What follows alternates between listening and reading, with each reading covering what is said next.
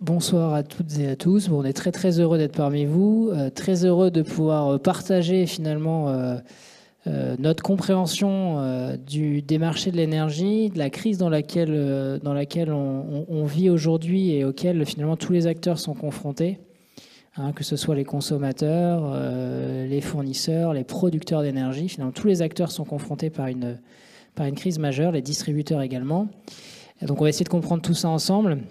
Et puis on va s'intéresser aussi à finalement toutes les mesures que le gouvernement essaye de mettre en place, a annoncé, essaye de mettre en place, et également les mesures finalement à l'échelle locale que des fournisseurs tels que Sorégie et Alterna peuvent mettre en place spécifiquement pour soutenir le tissu économique et industriel local.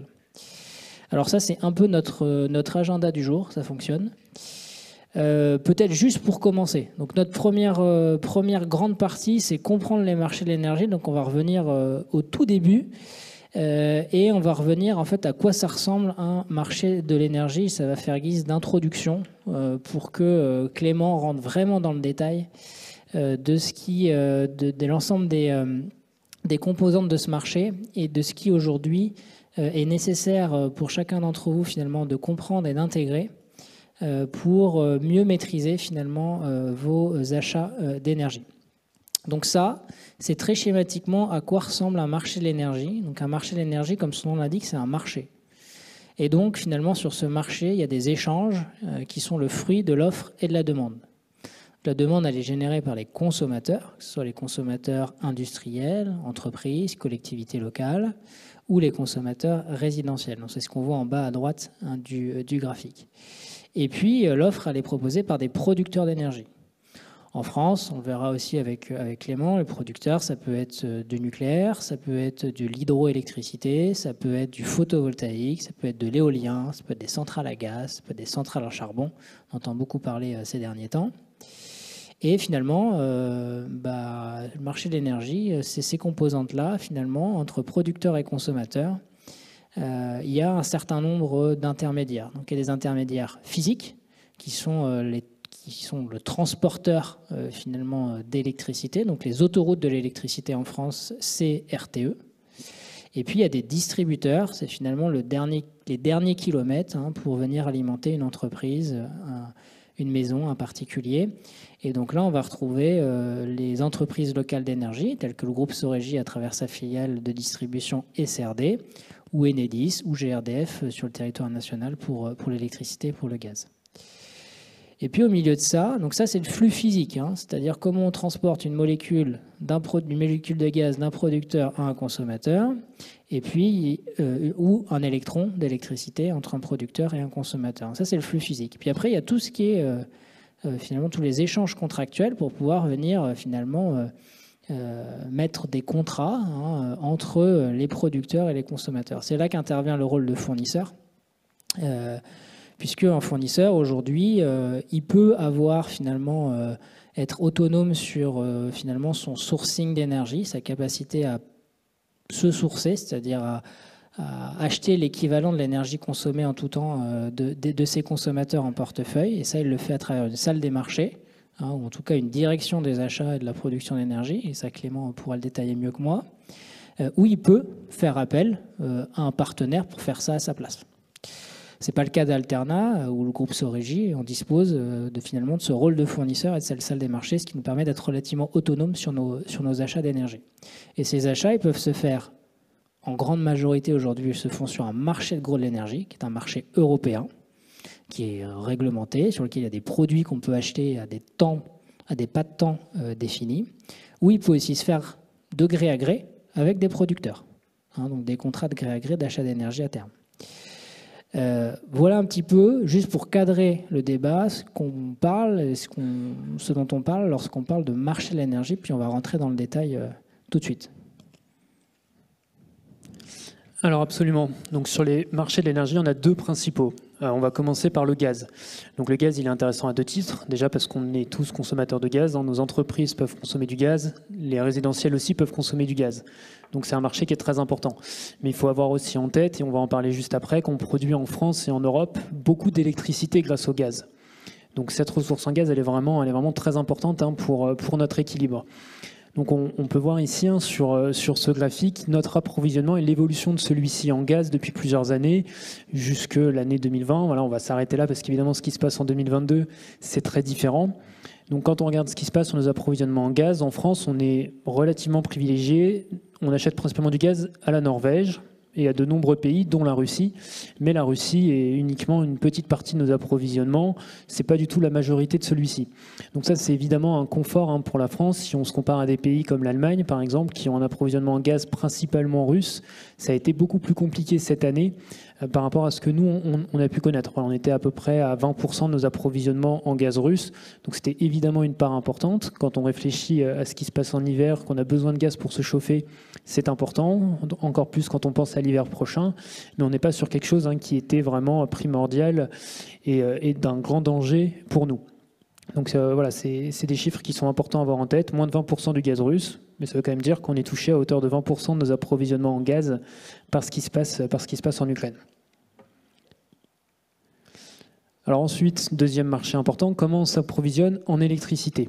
Donc là, quand on voit ce slide-là, c'est évident, on est très très dépendant du nucléaire jusque maintenant pour nos approvisionnements en électricité. Donc on parle de 360 TWh sur une année. C'est évidemment très important.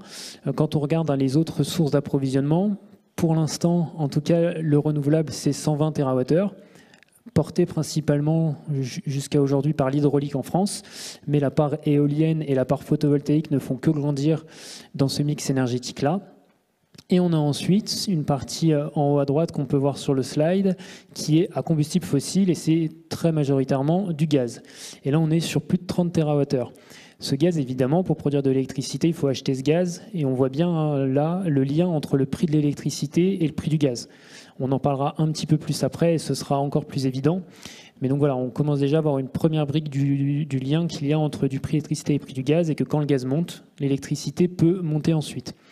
Un point important à voir ici, c'est que donc ça c'est le passé. C'est-à-dire que les 360 TWh d'électricité nucléaire dans notre mix, c'est probablement quelque chose qu'on ne connaîtra plus jamais. Pour 2022, c'est uniquement du prévisionnel parce qu'on n'a pas fini l'année. On sera entre 275 à 285 TWh. La différence, elle est très importante. Surtout qu'évidemment, ces TWh-là, on n'avait pas prévu de les remplacer facilement par une autre source d'approvisionnement. Donc c'est très compliqué d'un point de vue équilibre du réseau de pouvoir remplacer presque 100 TWh d'électricité en si peu de temps. Donc ça, c'est évidemment un point important à avoir en tête. Alors ensuite, pour comprendre un petit peu ce qui se passe entre le prix du gaz et le prix de l'électricité, pourquoi le prix du gaz fait monter le prix de l'électricité. Donc c'est le graphique qu'on voit ici est très intéressant pour comprendre cela. Donc ce qu'il faut avoir en tête, c'est ce qu'on appelle en français le coût marginal. Donc le coût marginal, pour schématiser, c'est qu'on détermine le prix, donc ici de l'électricité, par la dernière centrale de production appelée. C'est-à-dire que on le voit et on l'a vu sur le graphique avant, le nucléaire c'est la grande majorité de notre mix énergétique, mais c'est presque jamais la dernière centrale appelée en France, puisque le nucléaire, c'est la base de notre consommation, mais on consomme presque tout le temps un tout petit peu plus que du nucléaire, et donc très souvent en France, la dernière centrale appelée, c'est la centrale au gaz. Alors pourquoi c'est la dernière centrale appelée? Parce que on voit le renouvelable en bas à gauche, ça a un coût marginal qui est nul, c'est-à-dire que quand les installations ont été mises en service, quand elles ont été financées, quand elles ont été construites, ça ne coûte plus rien de les faire produire de l'énergie. Donc forcément, elles ont tout intérêt à produire à chaque instant. Le nucléaire a un coût marginal qui est aussi plus bas que celui du gaz. Donc on va d'abord appeler les centrales nucléaires avant d'appeler les centrales au gaz. Et donc dans un troisième temps, on appelle les centrales au gaz.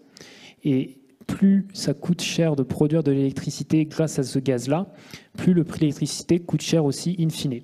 Et donc là, en fait, c'est évidemment quelque chose qui est étonnant à prime abord, mais le prix de l'électricité est presque déterminé à 100%, presque, par le prix du gaz, alors qu'en fait, le gaz, c'est une part assez faible de notre approvisionnement, c'est-à-dire bien moins de 10%. Pour produire de l'électricité. Donc on voit bien ce problème-là, on en a entendu parler tous dans la presse ces derniers temps. Pourquoi le gaz détermine autant notre prix alors qu'on ne se produit pas notre électricité principalement grâce au gaz? Donc ça c'est un enjeu qui est vraiment important. Et juste du coup, pourquoi on a fait ce choix-là? Alors, c'est compliqué. Historiquement. Il y a pas mal d'enjeux évidemment en tête pour ça. La raison principale, c'est d'essayer aussi de financer Parce qu'évidemment, quand on fonctionne en coût marginal, il y a un vrai intérêt pour le financement des installations de production en face. Donc c'est voilà, l'un des forts enjeux. Après, il y a pas mal de théories qui peuvent tourner par rapport à ça. Mais voilà, la principale théorie, c'est le financement. Oui, en gros, c'est les centrales à gaz, elles ne tournent pas à plein régime. Et donc, pour pouvoir les financer et continuer finalement des centrales en gaz en France et à les maintenir, il faut que du coup, elles puissent bénéficier d'un prix important sur les marchés. Absolument. Et les centrales au gaz, on en a eu beaucoup besoin cette année particulièrement. Mais il y a 5 ans, par exemple, ou un petit peu plus, elles étaient en difficulté assez importante puisque les prix d'électricité étaient très bas. Donc si on avait perdu ces centrales au gaz à ce moment-là, on aurait été en forte difficulté en ce moment en ne les ayant pas à disposition. Donc c'est vrai que c'est un équilibre qui est très dur à trouver. Mais quand le prix du gaz monte énormément, ça peut être compliqué pour tout le monde, évidemment. Alors ensuite, on a un slide ici là, qui est un petit peu technique, mais qui est très intéressant. Donc ce qu'on voit ici, c'est l'alliance de deux courbes. Donc c'est vraiment lié au coût marginal de ce qu'on a pu voir avant. En orange, vous avez la courbe de la demande d'électricité. Donc c'est ce qu'a dit Antonin plus tôt. C'est voilà, l'électricité qu'a besoin tous les consommateurs en France pour leur consommation. En gris, vous avez la courbe d'offre de l'électricité par les producteurs. Et donc on voit ces courbes avec des paliers assez importants et elles se croisent à un point qui est le point où l'achat et la demande se rencontrent, où l'équilibre est trouvé et où le coût marginal est aussi trouvé. Et donc ce qu'on voit sur cette courbe qui est assez intéressante, bon là c'était à 7 heures le 29 novembre, donc c'est assez récent, on avait un prix spot de l'électricité qui était à près de 400 € du mégawattheure. Donc c'est évidemment très très important. Mais si on avait eu uniquement 5% de plus de consommation sur cette heure-là, on aurait eu un prix spot à 950 € du mégawattheure. Parce qu'on aurait dû appeler énormément de centrales très coûteuses pour produire cette électricité qui nous aurait manqué si on avait eu ces 5% en plus. Donc on voit bien sur cette slide que la sensibilité de l'offre par rapport à la demande est vraiment primordiale, très importante et peut avoir des conséquences financières extrêmement fortes. Et peut-être un sujet qu'on n'a pas mentionné, et qui est quand même le corollaire de tout ça, c'est qu'on ne stocke pas l'électricité. Donc à l'instant T, on doit toujours équilibrer production et demande. Donc à l'instant T, il faut toujours que ces deux courbes, elles se croisent et elles vont donner un prix. Tu as complètement raison, c'est extrêmement important. Si on était capable de stocker autant qu'on le souhaite l'électricité, on pourrait avoir un prix lisse à chaque instant et ce serait beaucoup plus confortable pour le réseau. On ne subirait pas les heures où il y a beaucoup plus de consommation et pas forcément une production. Typiquement à 7 heures en hiver quand il commence à faire froid et que le soleil ne s'est pas encore levé ou que le vent ne s'est pas encore levé aussi. Ouais, peut-être du coup, donc voilà les quelques mécanismes importants sur la partie adéquation demande et production et offre. Comment finalement se décompose sur votre facture un prix de l'énergie? On oublie la situation un peu exceptionnelle dans ce moment, on y reviendra, la CSPE elle n'existe plus trop, etc. Donc, on revient dans une situation normale. Dans une situation normale, c'est le concept du tiers. Un tiers vient rémunérer finalement l'acheminement. Donc l'acheminement, je vous rappelle, c'est le flux physique qui permet d'amener un électron ou une molécule de gaz directement du producteur au consommateur, les réseaux. Un tiers de taxes. Donc ça, c'est ce qui revient à l'État. Donc il y a différentes taxes. Il y a la TVA, il y a la CSPE, etc., la CTA, TICFE. Donc, il y a un certain nombre de taxes qui viennent finalement s'ajouter à la facture d'énergie. Et puis on a un tiers qui concerne la fourniture d'énergie et l'ensemble des composantes qui sont affiliées à cette fourniture. Donc on va parler de la part énergie, c'est-à-dire la molécule, l'électron en question. On va parler des C2E, des certificats d'économie d'énergie, qui peuvent intervenir dans la fixation du prix, les garanties de capacité et les garanties d'origine. Donc si on zoome sur cette partie fourniture là, qui nous intéresse très particulièrement, parce qu'on va dire sur l'acheminement et sur les taxes, bon, on n'a pas trop de levier. Si on zoome là-dessus, Clément, si on zoome là-dessus, hop là, on arrive sur la décomposition finalement de la part fourniture.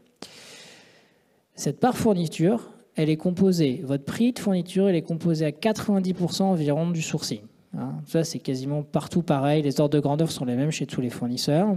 Et donc, le sourcing, c'est ce qu'on achète sur le fameux marché de gros de l'énergie européen ou ce qu'on achète en gré à gré chez directement des producteurs. Ensuite, il y a un certain nombre de composantes additionnelles. Si vous souhaitez de l'énergie verte, il faut qu'on achète des garanties d'origine. Donc c'est un petit supplément. Il y a des garanties de capacité qui sont obligatoires, c'est-à-dire c'est une composante qui est là pour pouvoir rémunérer les capacités, c'est-à-dire nos capacités de production d'énergie sur le territoire. Il y a les C2E, il y a un certain nombre de composantes additionnelles à la fourniture, c'est 5% à peu près, de ces 35%.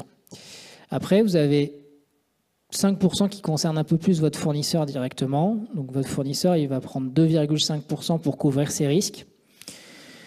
Les aléas de volume, c'est-à-dire que malheureusement, vous ne consommez pas tous les ans, tous les mois, tous les jours, toutes les heures, pareil. Donc on est obligé, vous avez des productions qui sont un peu variables, des consommations qui sont un peu variables, donc on est obligé de réajuster finalement votre volume de consommation à chaque instant T pour pouvoir équilibrer le réseau. Donc ça nous fait faire des rachats. Et donc ça, il y a une couverture des risques associés à ça. Il y a des couvertures liées à la validité de votre offre. Bien sûr, nous, lorsqu'on vous fait un contrat, au moment où vous signez, on essaye d'acheter l'énergie. Au moment où vous faites la cotation, c'est-à-dire on détermine votre prix, on regarde les prix sur les marchés de gros de l'énergie, on détermine votre prix, et après, du coup, il se passe un délai, juste le temps que vous allez apposer votre signature, et c'est qu'à partir du moment où on a votre signature, c'est-à-dire qu'on a votre accord, qu'on va aller acheter sur les marchés de l'énergie. Sauf qu'entre le moment où on a fixé le prix et le moment où vous allez signer, il a pu se passer un peu de temps. Et il a pu se passer des choses sur les marchés. C'est-à-dire que les marchés ils ont pu augmenter, ils ont pu baisser, etc. etc. Et donc on est obligé de mettre une prime de risque sur ce sujet-là. C'est d'ailleurs pour ça qu'en ce moment où les marchés sont très volatiles, c'est-à-dire qu'ils bougent beaucoup en infrajournalier, et du coup on a réduit les durées de validité, sinon on aurait dû augmenter finalement les primes de risque et augmenter le prix aux clients. Voilà. Donc ça, c'est nos couvertures de risque. Et puis après, on a les 2,5% qui sont des coûts commerciaux, qui sont liés à la facturation, qui sont liés au recouvrement, qui sont liés à la marge que prend le fournisseur. Donc voilà pour vous donner un peu d'éclairage sur finalement la décomposition de votre prix, comment il est fixé. Ça, c'est va dire ce qui se passe pour chacun des clients. Ce qui est hyper important, c'est la phrase qui est en haut et qui est surlignée. C'est-à-dire que c'est pas le volume de consommation, c'est-à-dire le nombre de mégawattheures ou gigawattheures que vous consommez qui va faire votre prix, c'est votre profil de consommation, c'est-à-dire la manière dont vous allez consommer tout au long de l'année. Est-ce que vous allez avoir une consommation qui est plutôt sur les heures d'hiver, qui sont plutôt sur les heures d'été, qui sont plutôt sur ce qu'on appelle sur les heures creuses ou sur les heures pleines, sur de l'été, de l'hiver, donc un certain nombre de paramètres. La manière dont vous consommez, c'est-à-dire votre courbe de consommation, c'est elle qui va fixer le prix, parce que forcément le prix n'est pas le même sur les marchés pour des heures pleines, pour des heures creuses, pour un trimestre hivernal, pour un trimestre estival. Et donc ça, c'est hyper important à voir, c'est-à-dire que si vous comparez entre vous, c'est pas parce que vous consommez tous les deux 50 mégawattheures chaque année que forcément vous aurez le même prix de fourniture derrière. Ça dépend de la manière dont vous consommez ces 50 mégawattheures toute l'année. Alors, j'ai été un peu rapide quand j'ai dit 90% par fourniture, c'est ce qu'on achète sur le marché de gros de l'énergie. Pas totalement vrai, puisqu'en France, il y a quelque chose qui s'appelle l'ARENH. L'ARENH, c'est l'accès régulé à l'énergie nucléaire en France. Donc on va en parler un petit peu, parce que c'est important, parce que dans ces 90%, en effet, il y a ce qu'on achète sur les marchés de gros, et en fait, il y a une composante d'ARENH. Chacun d'entre vous, en tant qu'entreprise, vous avez ce qu'on appelle un droit ARENH, c'est-à-dire un pourcentage de votre volume de consommation qu'on peut acheter à un prix qui défie toute concurrence aujourd'hui. C'est 42 € du mégawattheure. Je te laisse parler un peu d'ARENH, Clément. Oui, absolument. Donc c'était un mécanisme très important dans le passé. C'est un mécanisme encore plus important, évidemment, en ce moment. Donc le principe de l'ARENH, c'est en effet de rendre la rente du nucléaire aux consommateurs, qu'il soit résidentiel ou professionnel. Évidemment, ces centrales ont été financées il y a très longtemps par tout un chacun à cette époque-là. Et donc l'idée, c'est d'être capable de rendre cette capacité de production française à tous. Donc en effet, le prix c'est 42 € du mégawattheure. C'est évidemment un prix très intéressant. Malheureusement, on ne couvre pas 100% de son volume avec l'Arenh, hein, comme on peut tous le voir, mais ça reste quand même une part importante de la composante sourcing du prix de fourniture. Donc il y a plusieurs points qui sont importants avec l'Arenh. Le premier, c'est que le prix n'a toujours pas changé. Il a changé un tout petit peu au début. Il est passé de 40 à 42 € du mégawattheure. Et depuis 2012, on est resté à 42 € du mégawattheure. Il y a eu une petite pause, entre guillemets, avec les 20 TWh qui ont été amenés en plus cette année en 2022 pour baisser le coût d'électricité pour les entreprises, qui ont été, eux, commercialisés à 46,20 € du mégawattheure. Mais ça reste évidemment très bas. Pour l'année prochaine, c'est très inconfortable puisqu'on est au 1er décembre et on n'est toujours pas sûr du prix de l'Arenh. Est-ce que ce sera 42, est-ce que ce sera 49,5 ? Bon, pour nous tous, l'impact, il n'est pas énorme, que ce soit 42 ou 49,5, ça reste très intéressant comme prix de consommation. Donc l'Arenh, on peut aussi pas mal entendre parler dans la presse, parce que c'est un prix qui est très contesté, et principalement par le producteur nucléaire en France, hein, qui est EDF. C'est maintenant, on est à peu près tous d'accord sur le fait que 42 € du mégawattheure, c'est sous-évalué. Déjà pour un fait assez simple, ça a été mis en 2012. Entre 2012 et 2022, il y a eu une légère inflation tout de même. Donc forcément, ce coût n'est pas du tout à la hauteur du financement du nucléaire. Et si on pousse un peu le raisonnement, tout ce qui est gestion des déchets, tout ce qui est démantèlement, c'est clairement sous-estimé. Et c'est aussi ce qui nous met en difficulté sur le nucléaire en ce moment. On en parlera après. On n'est pas prêt, on n'a pas pu financer suffisamment cette ressource-là en production d'énergie. Et donc, ces 42 € n'ont pas servi à remplir les caisses suffisamment pour s'occuper de nos centrales correctement. Et donc, on va le voir après, ça nous met évidemment en difficulté. Si on veut des ordres de grandeur, hein, même pour le démantèlement, les provisions EDF, c'est 350 millions d'euros. Les opérateurs européens pour un réacteur, hein, les opérateurs européens imaginent plutôt 1 milliard. Donc on voit forcément le décalage de ce qu'on a fait par rapport à ça.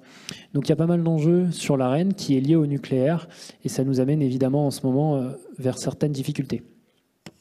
Bon, un deuxième sujet dont il faut qu'on parle quand on parle d'Arenh, c'est ce qu'on appelle l'écrêtement. Je ne vais pas vous lire toute la diapo, elle est assez dense, mais c'est quoi l'écrêtement ? C'est qu'en effet, les fournisseurs alternatifs, c'est-à-dire tous les autres fournisseurs par EDF, ont accès pour le compte de leurs clients à l'Arenh, mais dans une limite de 100 TWh collectivement. C'est-à-dire qu'il y a un plafond qui est mis à 100 TWh. Si on dépasse collectivement tous les clients des fournisseurs alternatifs qui ont fait de la demande Arenh, si on dépasse collectivement 100 TWh, et ben du coup, on est écrêté à 100 TWh. Et donc, c'est ce qui s'est passé, c'est ce qui se passe chaque année. Il y a des années, on était à 100 TWh. Et puis là, quand même, depuis 2020, 2021, 2022, c'est estimé, on est au-dessus des 100 TWh. 2020, on était à 147, 2021 à 146, et donc il y a un taux d'écrêtement. Donc finalement, si vous bénéficiez d'un droit Arenh, par exemple, de 43%, il faut prendre l'écrêtement, appliquer l'écrêtement sur ce droit Arenh sur l'ensemble des clients des fournisseurs alternatifs. Donc ce taux d'écrêtement, on va le connaître là, ce soir ou demain, puisque c'est la dernière deadline limite pour la Commission de régulation de l'énergie pour la communiquer. Et donc, ça a un impact potentiellement sur votre prix de l'énergie si vous avez souscrit à un contrat qui finalement inclut de l'Arenh. Et donc, votre prix, il va être révisé finalement dans la proportion de l'écrêtement qui sera appliqué cette année. Et donc, cette partie qui est écrêtée, cette partie, du coup, les fournisseurs alternatifs, ils doivent la racheter pour le compte de leurs clients sur les marchés de l'énergie. Et ils doivent la racheter avant mi-décembre, à peu près, avant mi-décembre. Et là, on serre tous un peu les fesses parce que les prix annoncés pour mi-décembre, c'est des prix qui sont relativement très élevés. Et donc avec un fort risque d'augmentation des prix pour l'ensemble des clients qui ont souscrit à un contrat incluant du coût de l'Arenh. Donc ça, c'est important d'avoir ça en tête parce que du coup, c'est quelque chose duquel vous pouvez passer à côté si vous ne comprenez pas le mécanisme derrière. En 2020, ça ne posait pas trop de soucis, parce que finalement, le prix au 15 décembre du marché, il était relativement proche des prix de contrat signés par l'ensemble des clients. L'année dernière, c'était compliqué. Cette année, ça risque d'être encore plus compliqué. Donc, le mécanisme ARENH, important finalement d'avoir ça en tête et de le comprendre. Alors, on a dit, le prix de l'énergie, grosso modo, il est fixé entre un équilibre d'offre et de demande. On ne va pas revenir sur ces sujets-là. Bon, côté offre, il y a quelques sujets quand même. Il y a le sujet de la disponibilité des moyens de production. On va en parler. C'est un des gros sujets concernant le nucléaire en France, qui fait que les prix de l'électricité se sont envolés. On est sur des réseaux qui sont interdépendants en Europe. Ça veut dire que finalement l'offre de nos pays voisins, elle influe aussi sur le niveau de l'offre en France. Et puis concernant de la demande, il n'y a pas que le volume qui va être consommé à l'instant T par les particuliers et les professionnels. Dans la fixation du prix, comme on est sur un marché, il y a une appréciation de l'ensemble des acteurs qui est liée aux perspectives économiques françaises et européennes. Est-ce qu'on va faire plus de croissance ? Qui dit plus de croissance, plus de consommation, normalement, plus de production, donc plus de consommation d'énergie. Il y a une régulation et un environnement, un cadre français et européen avec des décisions qui ont été prises, notamment sur l'électrification des usages, qui font que toutes ces décisions qui sont prises, qui sont des décisions politiques, économiques, d'orientation stratégique, elles influent aussi finalement sur l'appréciation des acteurs qui vendent et des acteurs qui achètent. Important du coup d'avoir ces éléments-là en tête pour comprendre la suite. Donc ça, c'était quelques éléments de cadrage sur ce que c'est un marché de l'énergie, comment ça fonctionne à l'échelle européenne et en France. Bon, maintenant, rentrons dans le vif du sujet. On entend beaucoup parler de crise des marchés, de crise de l'énergie. Qu'est-ce qui explique cette crise-là ? Comment on peut en connaître finalement les causes et les conséquences ? Guerre Russie-Ukraine, rapidement du coup, Clément ? Oui, c'est un point important, on l'a tous bien en tête, donc c'est plutôt récapitulatif. Donc il y a eu évidemment cette tension très importante depuis le début de l'année entre la Russie et l'Ukraine. Les pays européens ont fait le choix dans cette guerre de s'impliquer plutôt d'un point de vue économique, d'un point de vue énergétique, avec la mise en place d'embargos sur le charbon, sur le pétrole, progressivement aussi sur le gaz. Donc évidemment, comme on était de très importants acheteurs de la Russie, on s'est aussi, nous, mis en difficulté pour pouvoir aider un pays ami qui est l'Ukraine en achetant moins d'énergie à ce pays-là. Mais donc évidemment, comme c'est un vendeur très important de notre pays européen, les prix ont monté, puisqu'on a dû acheter du gaz plus cher, par exemple aux Américains qui nous ont envoyé du schiste via le GNL. Donc forcément, les prix ont monté de manière assez importante. Et sur le gaz, c'est vraiment très dépendant de est-ce qu'on en achète un tout petit peu à la Russie ? Pas du tout, beaucoup. Donc chaque changement de stratégie, chaque embargo, chaque durcissement, que ce soit de notre part ou de la Russie, a un impact sur notre économie et aussi sur l'appel qu'on peut avoir d'autres types de centrales comme les centrales charbon. Donc, premier déclencheur, on va dire, janvier 2021, en tout cas tout début de l'année, la guerre entre la Russie et l'Ukraine avec les conséquences que ça a sur les approvisionnements en gaz.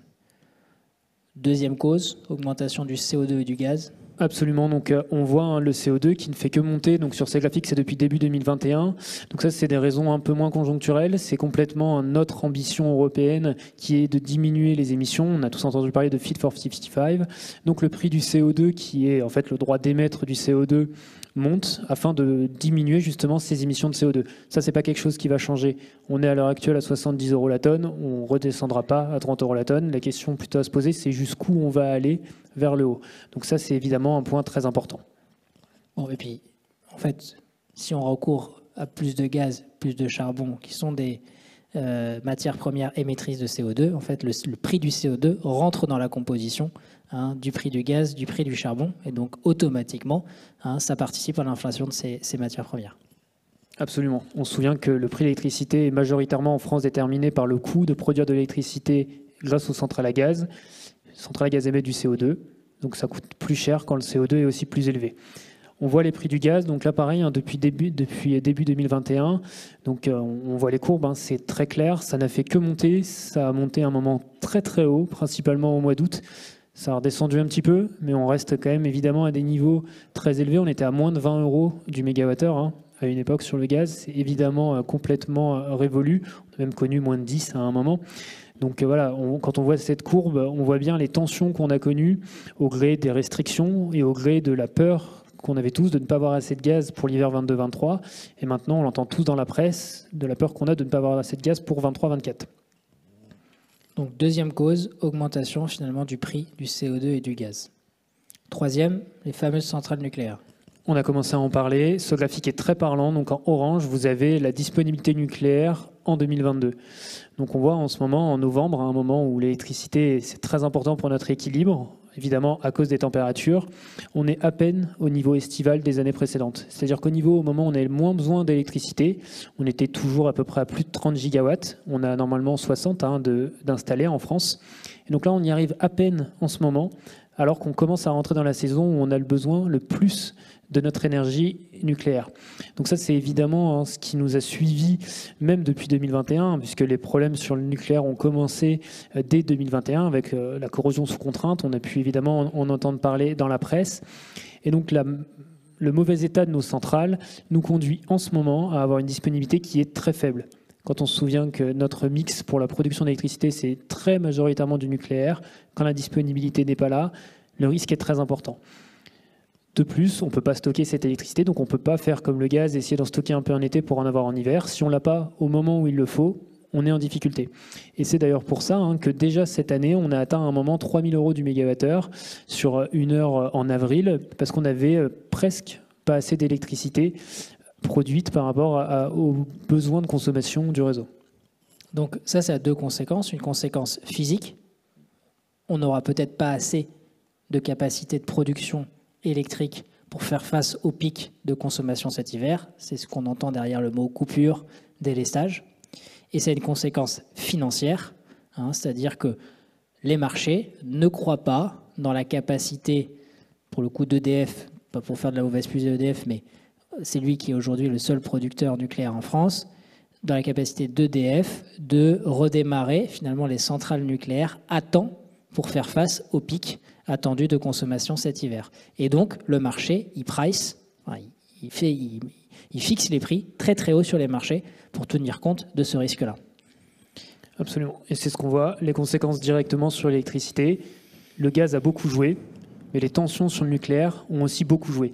Et le gros pic qu'on voit au mois d'août, c'était un moment où tout le marché était très inquiet de notre capacité à avoir des centrales nucléaires en état à l'hiver. Donc on voit la variation de début 2021.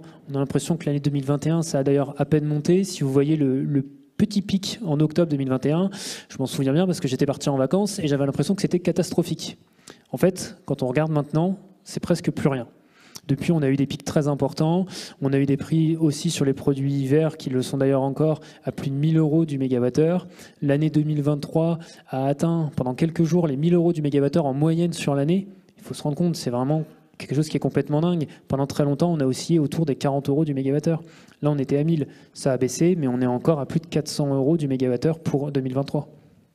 On a de la chance dans le groupe, parce qu'on a un super indicateur pour prévenir les pics, c'est quand Clément pose ses vacances. À chaque fois, c'est la cata. Alors, on peut se poser la question, est-ce que ça va durer ? Est-ce que ça va durer, cette situation ? Bon, on a en tout cas des éléments qui sont conjoncturels. La guerre entre la Russie et l'Ukraine, on espère que ça soit le plus conjoncturel possible. On a quand même des éléments qui sont assez structurels, structurels dans notre réflexion pour savoir si finalement ces prix hauts, ils vont rester, ils vont durer. La première chose, c'est l'indisponibilité du nucléaire. Bon, même si on rattrape nos maintenances, même si on résout les problèmes de corrosion sous contrainte, on est quand même sur un parc qui est vieillissant. Les dernières centrales construites, elles ont déjà maintenant plus de 20 ans, largement passées, puisque les dernières ont été construites fin des années 90. Donc on est de toute manière sur un parc vieillissant. Qui dit parc vieillissant, c'est un outil industriel comme un autre. Forcément, cet outil, il va avoir un peu moins de rendement, plus de risques, plus besoin de maintenance, donc plus d'indisponibilité. Donc ça, c'est un élément structurel qu'il faut prendre en compte. Deuxièmement, on a une électrification rapide et massive des usages. C'est la décision qu'on a prise à l'échelle européenne et française de décarboner un certain nombre de secteurs d'activité, l'industrie, les transports, avec le développement des véhicules électriques notamment. Donc cette électrification massive des usages, elle a un impact très vertueux, c'est-à-dire qu'on va avoir besoin globalement de moins d'énergie pour notre consommation, mais finalement dans ce mix, on va avoir besoin de produire beaucoup plus d'électricité versus les énergies fossiles. Et donc, il faut qu'on planifie, finalement, qu'on soit en capacité au rendez-vous des différentes étapes de l'électrification de ces usages pour être en capacité d'apporter la production en face de la consommation. Après, on a fait le choix aussi à l'échelle européenne et à l'échelle française d'accélérer notre décarbonation. Et donc, on s'est fixé des objectifs ambitieux. Clément en a parlé. Fit for 55, ça veut dire quoi? Réduire de 55% nos émissions de gaz à effet de serre dans l'Union européenne d'ici 2030. 2030, c'est demain. C'est dans 7-8 ans. Donc, à l'échelle d'une planification, c'est très, très court terme.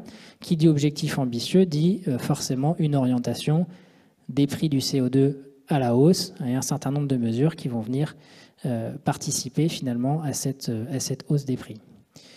L'embargo gazier, on peut penser quand même si on espère une fin de la guerre entre la Russie et l'Ukraine la plus rapide possible, on peut quand même se dire que structurellement, l'embargo gazier va rester et que de toute manière, on va acheter notre gaz plus cher puisqu'on va l'acheter plutôt sous format liquéfié, qui aujourd'hui nous vient des États-Unis et qui est aujourd'hui beaucoup plus cher que ce qu'on pouvait avoir avec un approvisionnement russe.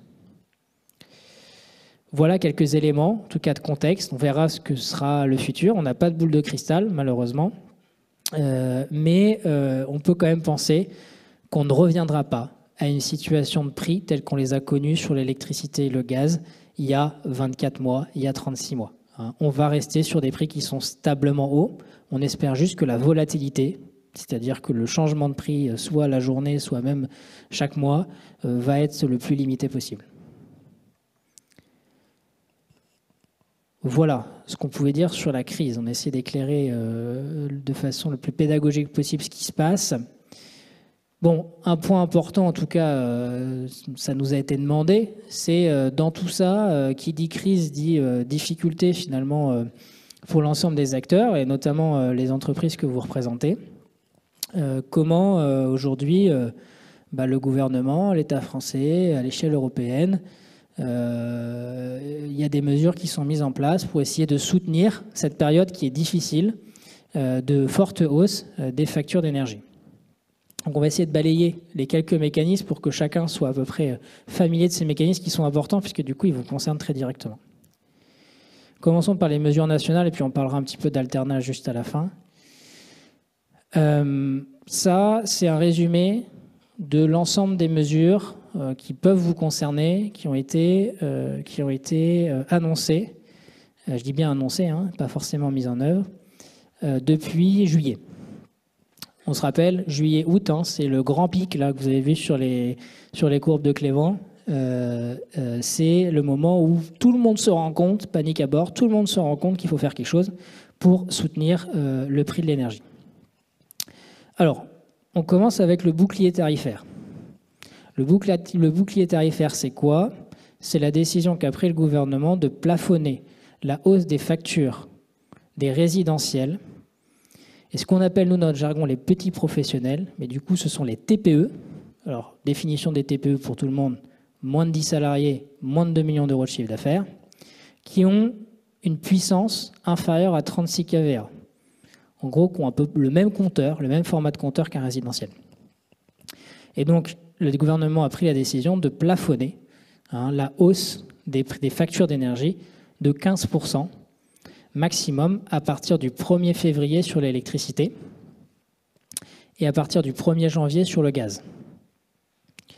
Donc ça, c'est important d'avoir ces éléments-là en tête, c'est-à-dire que si vous êtes une entreprise TPE avec un compteur inférieur à 36 kVA, vous êtes éligible au bouclier tarifaire, c'est-à-dire que votre fournisseur, il a la capacité de limiter votre hausse à un maximum plus 15%, puisqu'il sera compensé du reste par l'État. Donc typiquement, c'est la décision qu'a pris Sorégie, qu'a pris Alterna pour tous les clients qui sont concernés par cette population, cette situation. Je ne détaille pas tout ça, mais juste pour vous donner quand même une ordre d'idée. Sans bouclier tarifaire en 2023, cette population, elle aurait vu sa facture en moyenne augmenter de plus 120%. Avec le bouclier tarifaire, on vient de le dire, c'est une hausse limitée à 15%. Important d'avoir ces éléments-là en tête, ces ordres de grandeur en tête. Là, c'est qui y a droit. Donc, tous les clients résidentiels, les copropriétés, les logements sociaux, et je disais les très petites entreprises qui ont un compteur inférieur à 36 kVA, sont éligibles au bouclier tarifaire. Tout le reste, ce n'est pas éligible. Sur le gaz, petite subtilité sur le gaz. Il y a quelques petites subtilités en plus sur le gaz. Bon, ça dépend un peu la date de souscription de votre contrat.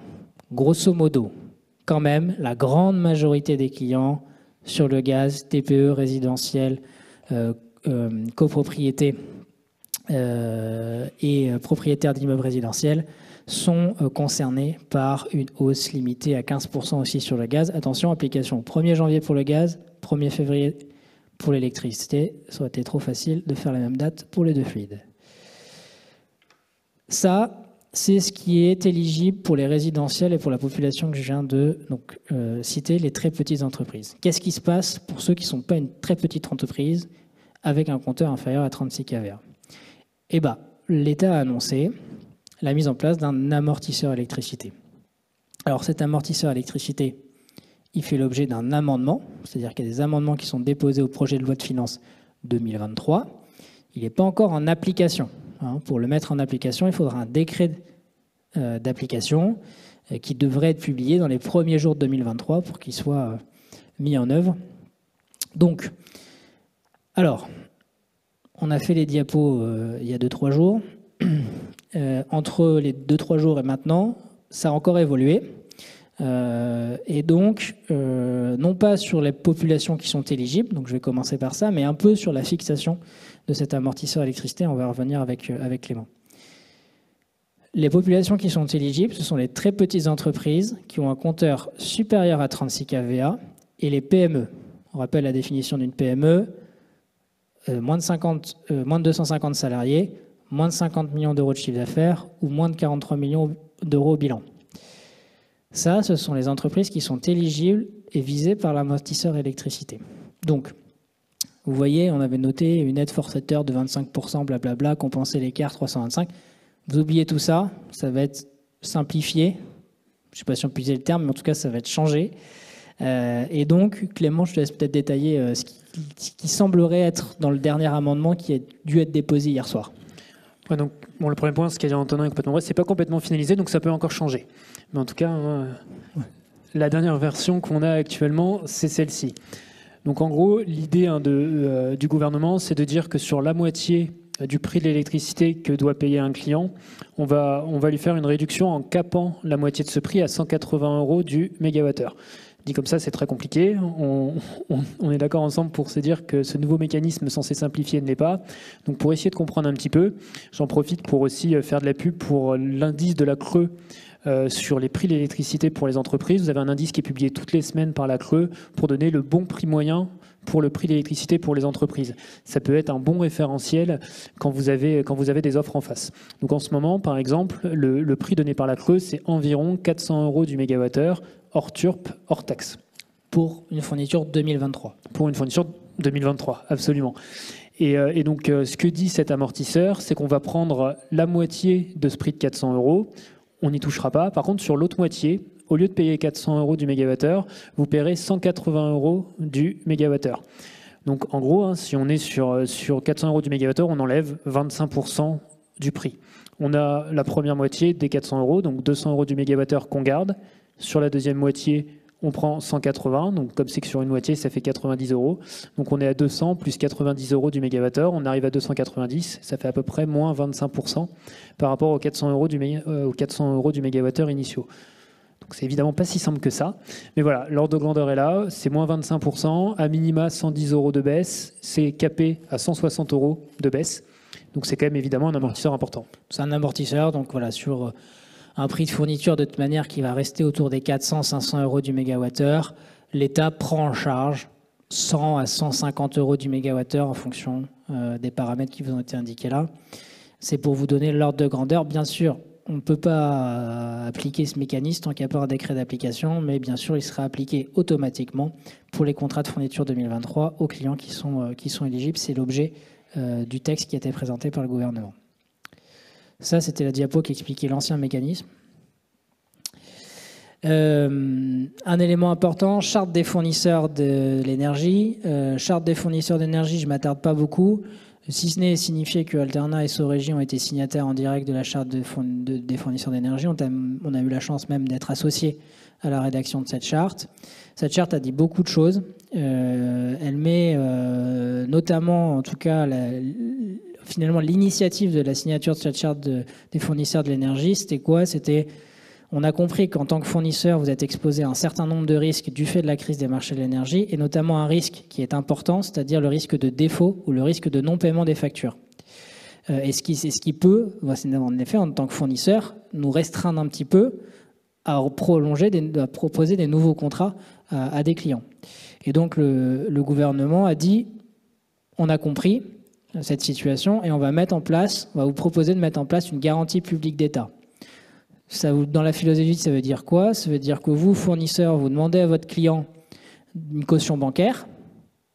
Voilà, donc le client du CATP va voir le CATP, lui dit il me faudrait une caution bancaire pour pouvoir sécuriser mon contrat de fourniture d'énergie. Et le CATP est très enclin à la donner puisque du coup, lui, il est baqué par une garantie publique d'État. Ça, c'était le mécanisme que nous avait expliqué au début initial. Ce mécanisme, il devrait voir le jour, puisqu'il a été mis à un amendement du projet de loi de finances, mais il sera actif qu'à partir du 1er janvier 2023, si tout va bien, c'est-à-dire, et non rétroactif, c'est-à-dire après que tous les clients aient renouvelé leur contrat pour l'année 2023. Donc très concrètement, si le mécanisme reste tel qu'il nous a été décrit, il sera inefficace pour les renouvellements 2023. Donc là, on a un problème de délai d'application, de rentrée en application d'une mesure versus la réalité qui est que l'ensemble des clients renouvellent leur contrat bien avant leur échéance et la majorité des contrats arrivant à échéance le 31/12/2022. Voilà pour donner un peu de corps à la garantie publique d'État dont vous avez entendu parler. Ensuite, autre mécanisme de soutien, c'est ce qu'on appelle le guichet DGFiP. C'est quoi le guichet d'aide DGFiP? Vous en avez sans doute entendu parler, c'est un truc qui a été mis en place il y a un peu de temps maintenant en plus pour soutenir les entreprises et qui là a été simplifié, remis au goût du jour par Bruno Le Maire. Et c'est un guichet auquel finalement l'ensemble des entreprises ont accès aujourd'hui. Il faut remplir un certain nombre de critères mais qui ont été simplifiés aussi, c'est-à-dire avoir des achats de gaz ou d'électricité supérieurs à 3% du chiffre d'affaires 2021 et avoir subi un doublement du prix du gaz et ou de l'électricité par rapport à son contrat de 2021. Si vous respectez ces deux critères, vous connectez directement sur votre espace impôts.gouv et vous avez un simulateur, un guichet qui vous permet de simuler finalement si vous êtes éligible ou non à cette aide-là. Et du coup, il y a une aide finalement de prise en charge des surplus finalement financiers auxquels les entreprises font face du fait de l'augmentation de leurs factures. Ça, c'est le mécanisme qui est en place en ce moment pour couvrir. Donc ça fonctionne de façon rétroactive, c'est-à-dire qu'en ce moment, vous pouvez faire vos demandes pour les mois qui sont passés. D'accord ? Ce guichet, il se termine fin d'année. Donc il est valable sur l'année 2022, il se termine fin d'année. On projette que ce guichet, il va perdurer en 2023, mais il va perdurer en 2023, bien sûr, pour seulement les clients, entreprises et industries qui ne sont pas éligibles soit au bouclier tarifaire, je rappelle les TPE inférieurs à 36 kVA, ni les entreprises qui sont éligibles à l'amortisseur électricité, donc les TPE supérieurs à 36 kVA et les PME. Donc il serait plutôt réservé pour les ETI et les grands groupes. Voilà. Mais jusqu'à la fin de l'année, ça vaut le coup quand même que vous y jetiez un œil si vous êtes éligible à du coup une compensation de l'augmentation de vos factures d'énergie. Ça, c'est pas le fournisseur, c'est vous directement qui vous connectez à votre espace client impôts.gouv. Voilà, ça c'est un résumé des mesures nationales qui ont été mises en place pour les particuliers, les entreprises, les industries, dans le cadre du soutien finalement à l'augmentation des factures d'énergie. Bon, il y a un truc dont on n'a pas parlé et dont on n'a même pas entendu parler dans les mesures du gouvernement, même si bon, ils en font quand même maintenant la promotion, c'est que le meilleur moyen, en tout cas un des moyens et sûrement le meilleur moyen de réduire sa facture d'énergie, c'est de réduire sa consommation. Alors vous allez me dire, réduire sa consommation, c'est pas facile, etc., etc. Bon, il y a quand même un truc maintenant que tout le monde connaît, ça s'appelle la sobriété énergétique. Et puis, faites-nous, quand on a vu encore une fois, quand on a vu ce pic arriver là, juillet, août, on s'est dit, ouh là là là là là, comment vont faire nos clients? Comment nous on va faire aussi face à cette situation? Et en fait, on a été très vite convaincus qu'il n'y avait plus de valeur économique que dans la baisse des consommations d'énergie pour l'ensemble des acteurs. C'est-à-dire que les clients vont avoir du mal à faire face à leur facture d'énergie, donc ils vont être obligés de réduire leur consommation d'énergie. Nous, plus on a de volume, plus on est exposé à la hausse des marchés d'énergie en tant que fournisseur. Donc on est aussi intéressé à réduire la consommation de notre portefeuille des clients. Et le réseau, les flux physiques, on voit aussi qu'on va avoir du mal à faire face au pic de consommation. Donc collectivement au niveau du réseau, on est tous intéressés économiquement à réduire la consommation d'énergie pour éviter les fameuses coupures, blackout ou délestage. On s'est dit, c'est super, c'est un jeu qui est gagnant, gagnant, gagnant. Comment on fait en sorte que tout le monde joue le jeu? Et donc, fin août, on a lancé un grand plan de sobriété énergétique pour tous nos clients qui s'appelle Moins c'est mieux. Et donc, on s'est réorganisé. On s'est dit, il faut qu'on accompagne nos clients sur les sujets de la sobriété énergétique. Donc, on a formé toutes nos équipes et on a commencé à appeler tous nos clients, à faire des webinaires, à produire beaucoup de contenu pour les accompagner sur les sujets de la sobriété. En 2 mots, la sobriété, c'est quoi? C'est faire la chasse à tous les gaspillages énergétiques qu'on peut faire maintenant, sans aucun investissement, et qui ont des répercussions immédiates. Et donc, on s'est dit, on va aller là-dedans et on va se donner l'objectif, avec nos clients, de réduire leur consommation d'énergie à travers uniquement la sobriété de moins 10% cet hiver. Et puis on s'est dit, c'est bien beau de les accompagner, etc., mais comment on peut aller plus loin pour les encourager à y aller directement et à mettre les 2 pieds dedans et à ne pas se poser de questions. Et on s'est dit, du coup, on va finalement aider économiquement la sobriété. Et donc on s'est dit, ok, chiche, si vous, clients, entreprises, industries, collectivités locales, vous réduisez votre consommation de moins 10% cet hiver, on fait une ristourne, une remise sur votre facture. Et une remise sur votre facture qui dépend de votre volume de consommation, une remise en mégawattheure, qui peut atteindre, en fonction de votre consommation, plusieurs milliers, plusieurs dizaines de milliers, voire plusieurs centaines de milliers d'euros. Et on peut vous dire qu'on a lancé ça fin août pour tous nos clients professionnels. Et on est assez fiers, puisqu'on en a un grand nombre qui nous ont dit « Oui, je vais jouer le jeu, accompagnez-moi, etc. J'ai besoin de vous ». Et les premiers chiffres qu'on a sur septembre-octobre, c'est qu'on a une grande majorité de nos clients qui ont réussi à atteindre les fameux moins 10%, avec des gens qui ont même réussi à réduire de moins 30% leur consommation d'énergie. D'autres qui n'avaient pas de marge de manœuvre, qui n'ont pas pu le faire, tant pis, ils n'ont pas pu bénéficier de la remise sur leur facture. Mais grosso modo, on a aujourd'hui une vraie implication de nos clients, donc on est très fiers de ça et très fiers des résultats. Et on a des clients qui sont devenus très rapidement sobres. Et donc, ça, c'est quelque chose qui est très important et qui est important puisque c'est des choses qu'on peut mettre en place maintenant, tout de suite, et en plus qui sont durables, puisque souvent, c'est un peu le changement d'habitude. C'est en effet, bon là, il doit faire 19 degrés. Je pense que le CATP est très investi sur les sujets de sobriété énergétique, mais c'est en effet, ne pas chauffer au-dessus de 19 degrés, c'est le premier poste de consommation. Directement, hein, on réduit de moins 6, de moins 7% sa consommation d'énergie. Voilà, des mesures telles que on n'a peut-être pas besoin d'eau chaude dans les sanitaires. Voilà, on peut éviter d'éclairer le parking, les enseignes lumineuses toute la nuit. On peut varier un peu on peut éteindre pendant une partie. On peut couper la ventilation lorsqu'il n'y a plus personne dans les bureaux.